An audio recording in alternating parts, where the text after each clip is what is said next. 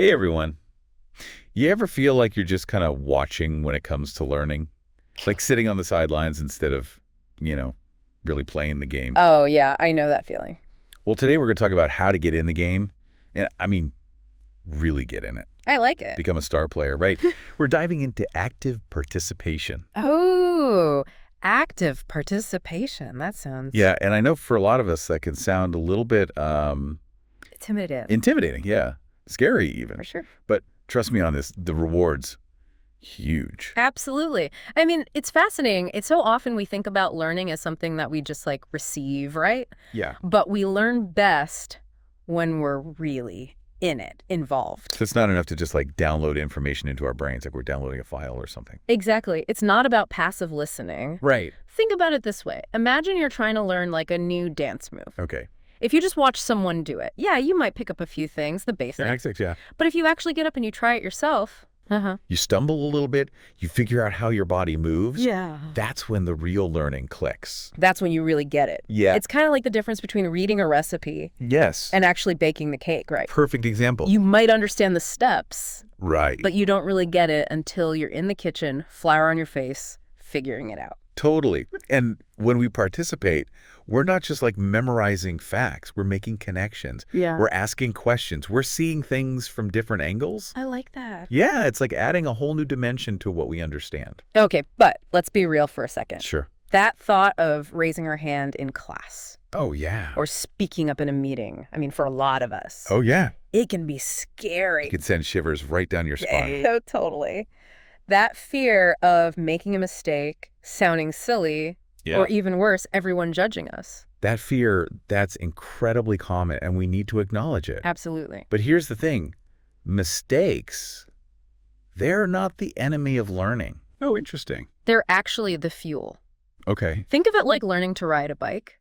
Okay, I'm with you. You don't just hop on and magically know how to balance. You definitely don't. There's going to be some falls, you get back up, you adjust, you try again. Right. All those wobbles, those falls, that's what teaches you. So you're saying mistakes are like little course corrections Exactly. that keep us on the path. Every time we make a mistake, we're getting feedback, we're refining what we understand, and we're getting closer to really mastering it. I like that.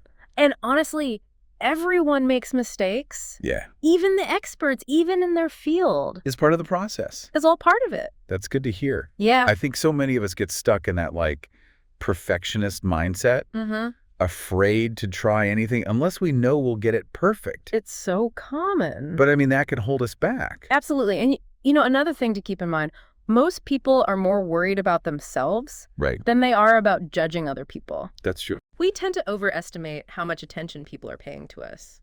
Especially when we're feeling self-conscious. Oh, especially then. Yeah. So true. So maybe instead of worrying about what others are thinking, we should just focus on, you know, Yeah, what we have to contribute. what we have to contribute. And trust that our perspective, it's valuable. It is valuable. Exactly. And there are things we can do to turn that anxiety into confidence. Okay. I like this. I like this. And it starts with small steps. Baby steps. Baby steps. Exactly. What would that look like in practice? So it could be as simple as asking a question to clarify something, Okay. or agreeing with a point someone else made, or just adding a small detail to the discussion. Got it. The point is, start small and slowly, gradually build your comfort level. That sounds a lot less daunting than like giving a perfect presentation All right. right off the bat. Yeah, just dive right in, start small. Start small. And remember, progress over perfection. I like that. Be kind to yourself, focus on learning, and celebrate those little victories. Yes. The more you participate, the easier it gets. This is making a lot of sense. But I think a lot of people might be thinking, okay, yeah, participation is great for learning in class, but how does this help me in life? It's a great question, and it leads us to the really exciting part. The benefits of actively participating, they go way beyond the classroom. Okay, tell me more. We're talking about skills that are crucial: critical thinking, communication, confidence. Those are essential for just about everything. You got it. For navigating life, for your career, for relationships, for expressing yourself authentically. So it's like active participation is this key It is. that unlocks all these amazing skills. That help us succeed in every part of our lives. Exactly. That's a great way to put it. It really is a superpower we can all develop. And the more we participate, The more we build those skills and the more confident we become, and then guess what? We participate even more. Even more, it's this amazing positive cycle. So it's not just about getting the right answers. No. It's about developing a whole mindset, a skill set Yes. that allows us to really engage with the world. And to engage in a meaningful way, to make an impact. To make an impact. That's a great way to put it. Active participation empowers us to shape our learning, our lives, even the world around us. You got it. It's an incredible thing. This is so inspiring. I'm glad to hear that. I'm already starting to see how shifting my focus from just observing to really engaging could make a huge difference in how I learn, how I live. It's a powerful shift. It is. And it all starts with recognizing that we're not just spectators, we're active participants in our own journey. I love that, and I think that's a perfect place to pause for now, but we're just getting started on this exploration of active participation. We are. We'll dive even deeper in part 2 into practical strategies, mindset shifts, things that can help you unlock the power of your own voice. I can't wait. See you there. Sounds good. You know, as we've been talking, I've been thinking about this idea of active participation and how it goes beyond just, formal settings. Right, like classrooms, meetings. Exactly. It really is everywhere in every aspect of our lives. It's true. Once you start thinking about it, you start seeing it everywhere. Yeah. How we talk with friends and family, how we approach new experiences, challenges even. It's about being present, curious, engaged with the world around us. Asking questions, wanting to understand. And contributing, sharing our own unique perspective. Wherever we are, whoever we're with. Exactly. It's about recognizing that we all have something to offer and that our voices, they deserve to be heard. Yes. It's about creating that space where everyone feels safe to share. To share their thoughts, ideas, even if they're different from our own. I love that. It's about building a culture of respect and curiosity. Where we can all learn and grow together. But what about those times when we feel intimidated or unsure of ourselves? Yeah. How do we overcome that and really step into our power? That hesitation, feeling uncomfortable, it's normal. Especially when we're stepping outside our comfort zones. It is. The key is to acknowledge those feelings and not let them stop us. So it's not about pretending we're not afraid. Yeah. It's about having the courage to participate even when we are. You got it. Think of it this way. Courage isn't the absence of fear. It's taking action even though you are afraid. And the more we do it, the more confident we become. Exactly. It's like building a muscle. You use it, it gets stronger. Right. Are there any practical tips, techniques that can help us in those moments when we're stuck, unsure of how to participate? Oh, absolutely. One thing that can really help is preparing in advance. Okay.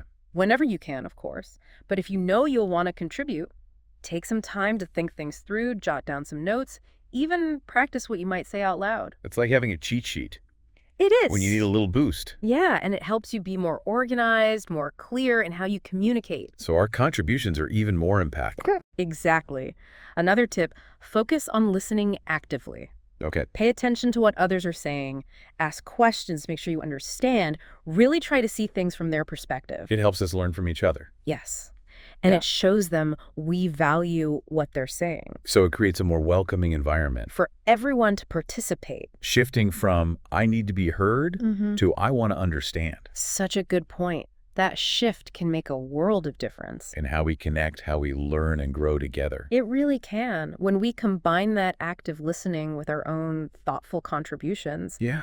we create this powerful synergy. That can lead to new ideas, breakthroughs. Deeper understanding, it's recognizing we're all in this together. And that we can achieve so much more when we work together, learn from each other. I couldn't agree more. This is so inspiring. Good. I'm starting to see how active participation isn't just a skill, it's a way of being. How so? It's about being present, engaged, curious, and contributing our unique perspectives to create something bigger. You've got it. It's about recognizing the power of our voices and using that power to make a positive impact on the world around us. And it all starts with that willingness to step outside of our comfort zone, embrace the possibility of making mistakes. And trust that what we have to offer, it matters. That's a perfect way to put it. I think that's a great transition to our final part. Okay. We've explored the power of active participation, the benefits, and some practical ways to overcome our fears, step into our power. So what's next? Now let's dive into some inspiring examples, explore how this can truly transform our lives and the world around us.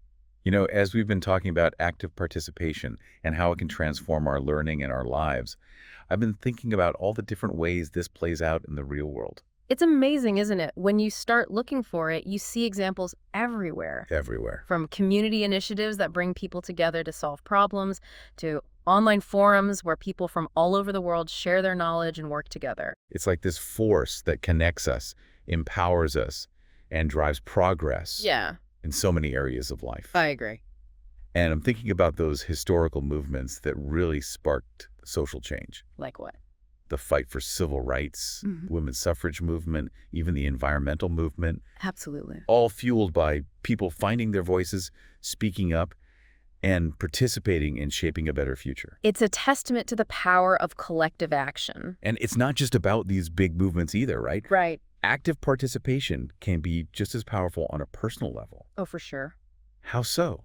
Like, Yeah. what are some examples of how someone might start to embrace this and see those positive changes? Well, imagine someone who's always been afraid of public speaking, Okay. who always feels that anxiety whenever they have to present an idea or share their thoughts. Yeah, a lot of us can relate to that. If they start small, maybe by asking a question in a meeting or volunteering to lead a small discussion, Okay. they start to build their confidence. It's like they're chipping away at that fear. Exactly. Proving to themselves that they can do it. And that their voice matters. And as they get more comfortable speaking up, they might start to notice other positive changes too. Oh, yeah, for sure. Like what? Like they might feel more confident in just interacting with people, more willing to take on new challenges, Yeah, maybe even feel more connected to their community. more connected to the things they care about. It's like this chain reaction of positive change. All because they decided to participate. Exactly. Yeah. And it's important to remember that it's not about being perfect or having all the answers. It's not. It's about being authentic, being willing to learn and grow, And sharing our perspective, even if it's different. even if it is. It's about embracing that discomfort, trusting that our voice matters, and recognizing that even small contributions can make a big difference. You got it.